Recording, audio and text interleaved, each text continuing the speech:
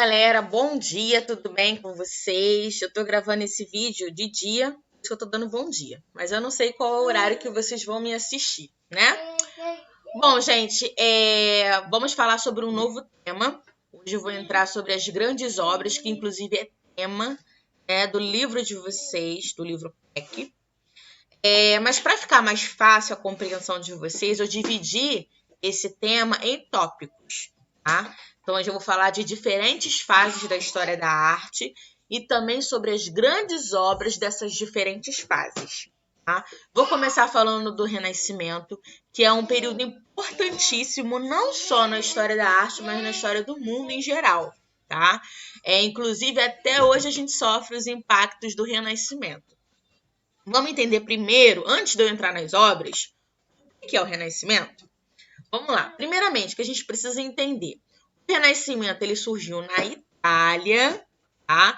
Aqui eu até botei aqui embaixo, ó, no século XIV, se consolidou no século XV, se estendeu até o século XVII por toda a Europa. Gente, olha só, começou do século XIV, vai se consolidando e se estendendo até o século XVII. Olha quanto tempo durou esse movimento.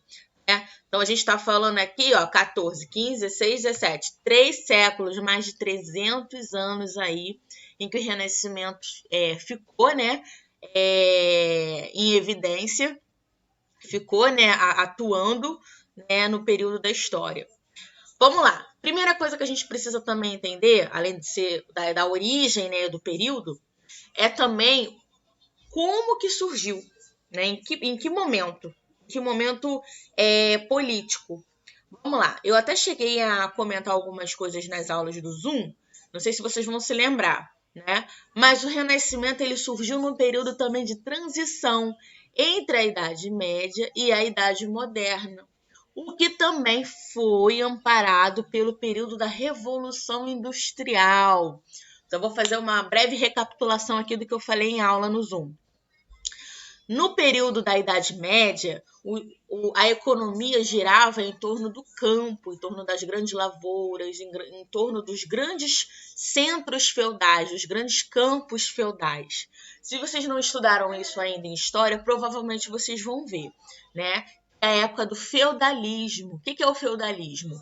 Foi o período em que o homem, os grandes camponeses, muitos camponeses viviam em terras de grandes fazendas, né?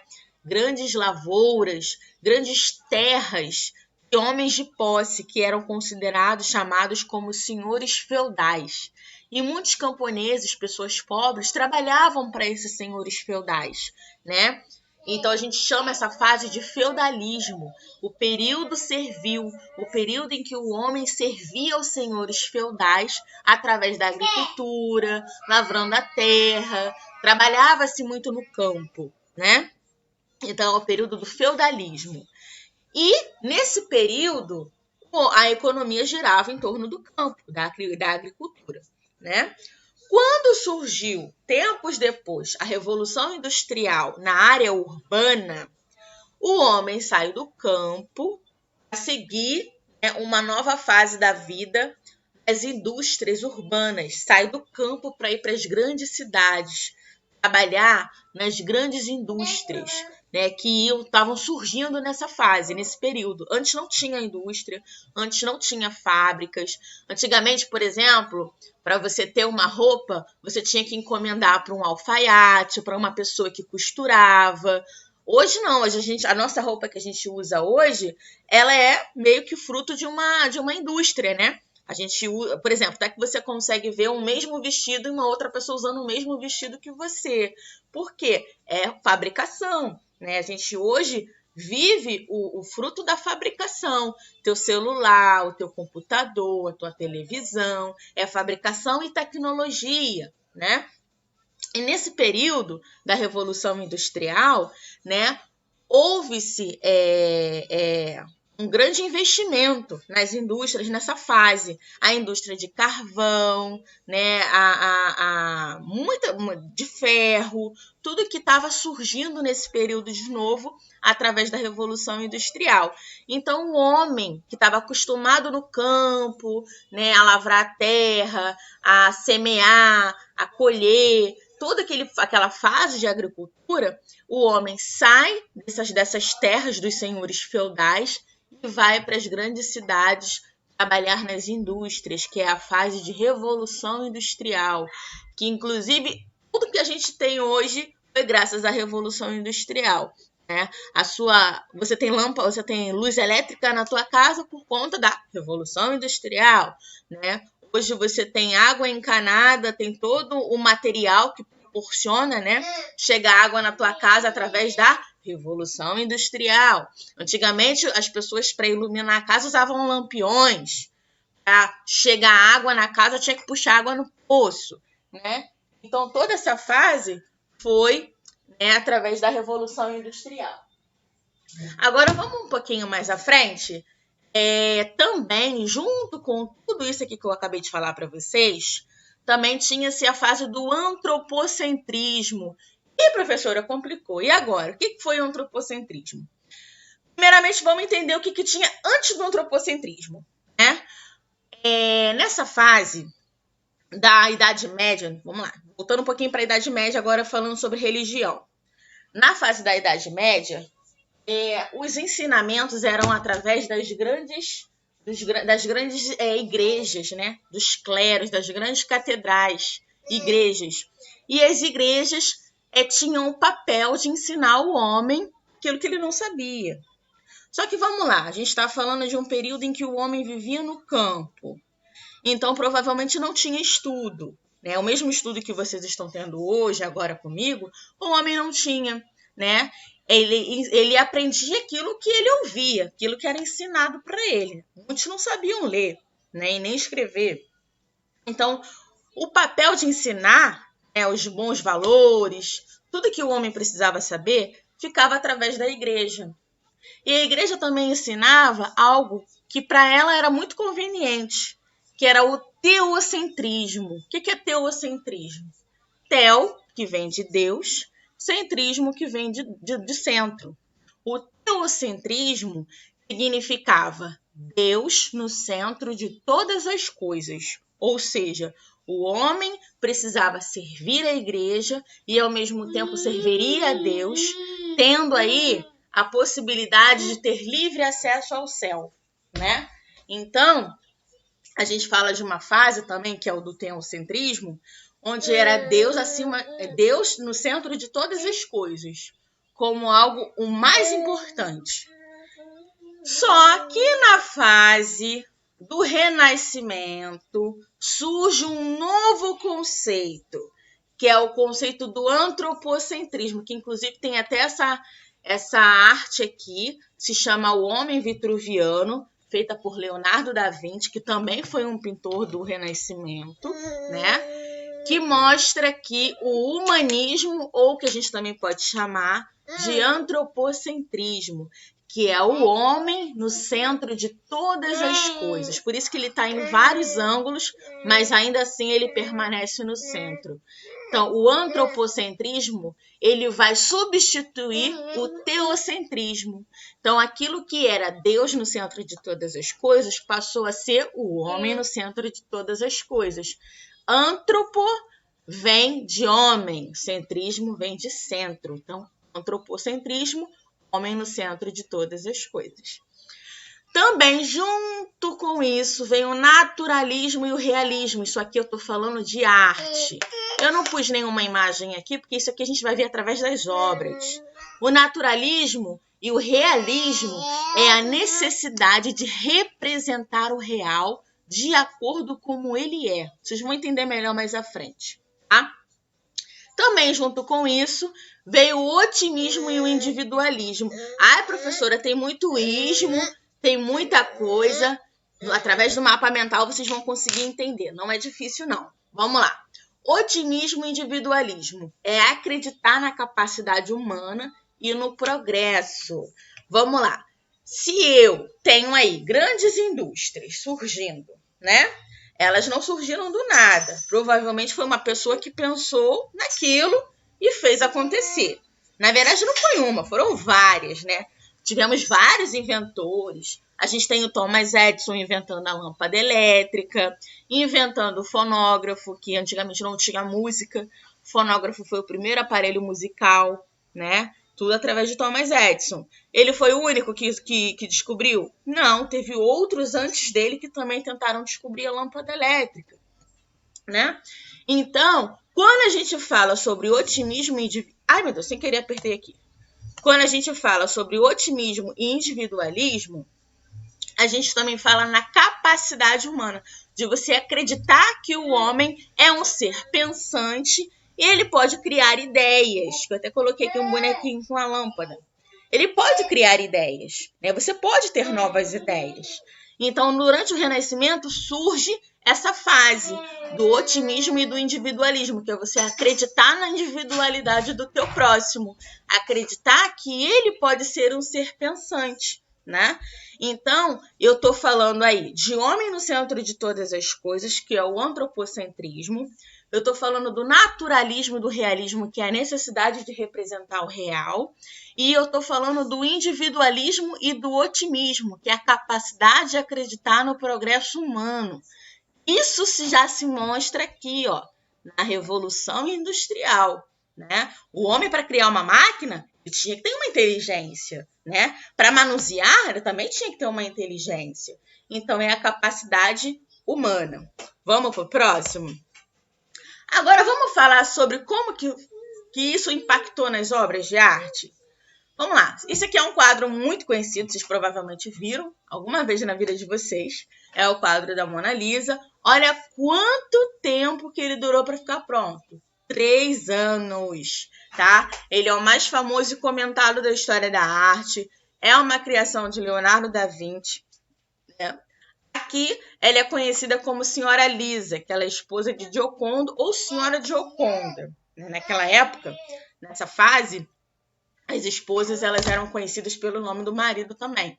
Ela também era conhecida como Senhora Gioconda. É uma pintura a óleo sobre madeira. Agora, professora, eu não entendi o que tem o Renascimento com esse quadro da Mona Lisa. Vamos lá. Toda hora eu tô passando sem querer. Vamos lá. Vamos analisar o quadro da Mona Lisa. Olha aqui. Leonardo da Vinci, ele busca representar o real. E lembra que eu falei no quadro anterior? Naturalismo e realismo. Olha aqui o sombreamento do pescoço, tá vendo? É praticamente como se ela tivesse sido tirada uma foto dela, né? Então, aqui, a pintura de Leonardo da Vinci já é um estudo para o realismo. Ele está tentando fazer a representação exata do que ele está vendo. O drapeado aqui nas vestes, a perspectiva lá atrás. Antigamente não tinha isso na história da arte. Eu vou até... pessoal, para vocês entenderem melhor a diferença do quadro da Mona Lisa, eu trouxe aqui para vocês, através do Google mesmo, algumas pinturas da Idade Média, para vocês entenderem como que houve mudanças na pintura durante o Renascimento. Como vocês estão vendo aqui, ó, esse aqui é Maria, né, com o menino Jesus. Olha como é que Maria é representada. Ela está praticamente com um capacete, né, gente? Uma cabeça enorme. Olha, não existe aqui, ó, o realismo que tem no Renascimento, que é a representação do real. Olha o tamanho do nariz dela, da boca, tudo desigual. Olha esse Jesus, parece mais um adultinho miniatura, né? Não parece ser um bebê, né? Então, as pinturas eram chapadas, ó, não tem fundo. Olha aqui o quadro da Mona Lisa, como é que ele tem um fundo, uma perspectiva. Olha a preocupação que Leonardo da Vinci tem em representar, ó, cada detalhe do rosto da Mona Lisa. O sombreamento, o volume das mãos. Você vê que tem carne ali, né? Aqui não, ó. Aqui não tem essa preocupação com esse estudo. Aqui a preocupação maior mesmo é em representar uma narrativa bíblica, mas não tem essa necessidade de representar o real, né? Deixa eu ver aqui uma outra imagem. Deixa eu ver aqui. Olha aqui também, ó, uma pintura chapada, sem fundo. Olha, Jesus está aqui pequenininho, ele morreu e encolheu. Ó, aqui é Jesus deitado já depois da crucificação, né? Então, ó, essa daqui até que tá mais ou menos, ó. Até que essa daqui foi melhor feita. Mas tá vendo? Não tem fundo, ó. Tem fundo. Jesus ainda também não tá 100%. Então, gente, voltando aqui. Então, existe nessa preocupação com o realismo, né? Com a representação do real. Esse é um quadro um grande, valioso. Hoje ele se encontra no Museu do Louvre, em Paris. É uma pintura a óleo sobre madeira de álamo. Né? Ela não é tão grande, tem 77 centímetros por 3, né? E tá aí uma grande representação do realismo. Do realismo, que é uma característica do Renascimento. Vamos para o próximo slide. Aqui a gente fala sobre o realismo, olha aqui, ó, nos detalhes da escultura. Gente, imagina vocês fazerem uma escultura, né? Através de mármore. Essa aqui foi feita em mármore. Eu nem coloquei aqui escrito para vocês que foi em mármore, mas foi em mármore. É uma escultura de Michelangelo. Ela tem, olha aqui essa altura, gente, ela é enorme. Ela tem 5 por 17 metros, né? 5 metros e 17 centímetros. É uma das esculturas mais famosas do Renascimento. E ela retrata Davi, né? Que é um herói bíblico. Lembra? Não sei se vocês já ouviram a história de Davi, que Davi ele derrota o gigante, né? Ele é considerado como um grande guerreiro.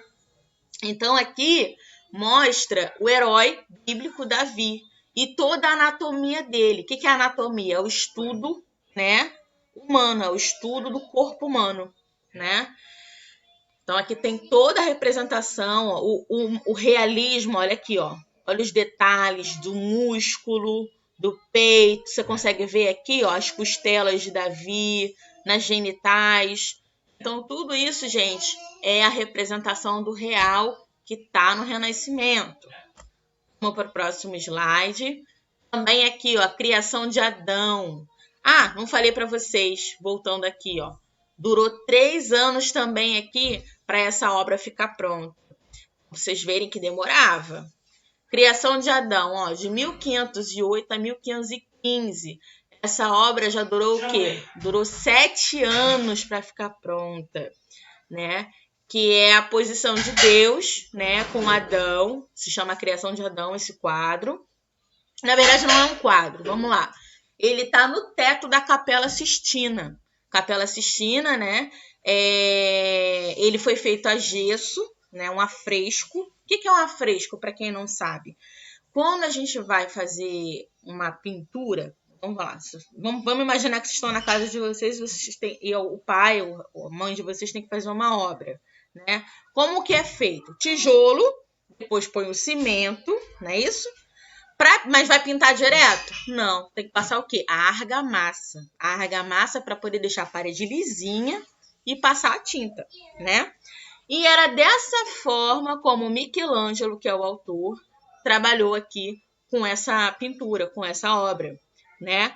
Ele juntava a argamassa junto com a tinta, porque aí durava mais tempo a pintura, né? Então ele misturava, botava a tintura na argamassa e fazia a obra direto na parede. Por isso que se chama afresco, porque se chama pintura fresca. A argamassa está fresca, né? Vamos lá. As posições de Deus e de Adão. A pintura do braço direito e esquerdo de Adão são quase idênticas. Olha aqui, ó. São quase idênticas os dois braços.